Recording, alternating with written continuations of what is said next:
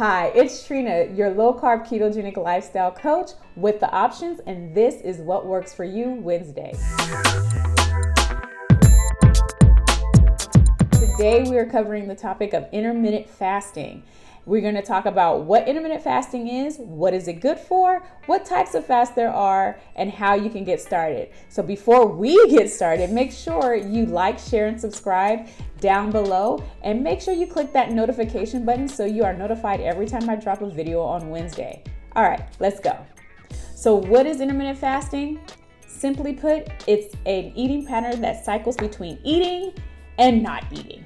That's it, and that's all. It is so helpful, and you can place it with any nutritional lifestyle if you choose.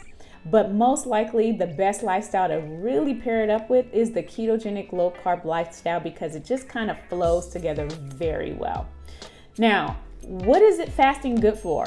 Okay, there's 3 things I'm gonna give you, but there's so much more, so this is just scratching the surface. We have autophagy, the human growth hormone, and insulin regulation. Now, what is autophagy? Autophagy is when the body breaks down those proteins that are no longer working, are useful, or no good, and it recycles them in the body, which helps to decrease the risk of disease. So who wouldn't want that? And the growth hormone, it preserves the proteins and allows the body to remain flexible.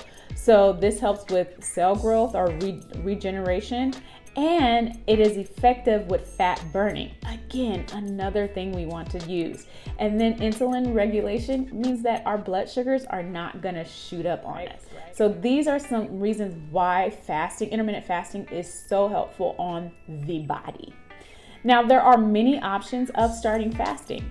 Fasting doesn't have to be a one-size-fits-all kind of deal. This is because there's so many options in fasting that you don't have to stick with the same old. How they work is your eating windows, right? So you have your time where you're not eating, and then your eating window. The breakdowns are 16-8, 18-6, 24, and then you have your OMADs, you have your 5-2, and you also have your prolonged fast more than 24 hours.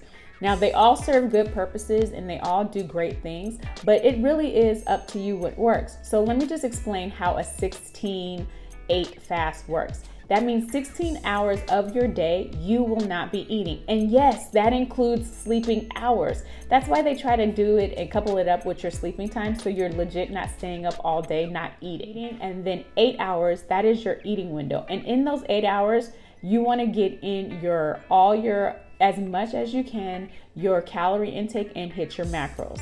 Now, this doesn't mean you just go and gorge, because then it serves no purpose, okay? So that's how the 16-8s, the 18-6, and the 24s work.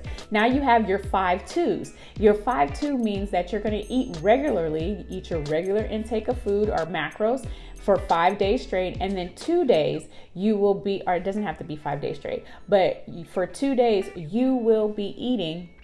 You will not be eating, and that's how you choose it. Now you have your 24-hour plus prolonged fast. Those are usually good either once a week, once a month, bi-weekly, but not every day. And then you have your OMAD. What does that mean? You're eating 1 meal a day. So you eat in that 1 meal as much as your macros will allow, but don't stuff yourself to make you sick. You just eat a good, healthy, balanced meal, and then you fast until it's time to eat again. So just pretty much 1 meal a day. Those are the fasts that are out there. You can take those fasts and you can use them and alternate them with each other. You do not have to do the same fast every day. You don't have to do the same routine. You have the ability to switch it up. You can find what works best with your body. Now, how do you get started with fasting? Anybody can do it. You can couple it up with any nutritional plan if you choose. Again, I have to say it works great with the ketogenic lifestyle, because you kind of transition into intermittent fasting quite simply because you are satiated, or you're staying fuller longer with the foods that you're choosing, the healthy whole foods that you're choosing. To start your intermittent fasting, you have to choose the end time for your last meal of the day. And then from there, you choose the morning time you wake up and when you're going to eat. So how it will look if you're new to intermittent fasting is 1, you'll stop eating at 8 p.m. and then start eating again at 8 a.m. That is 12 hours worth of fasting. No snacks in between the time before you go to bed.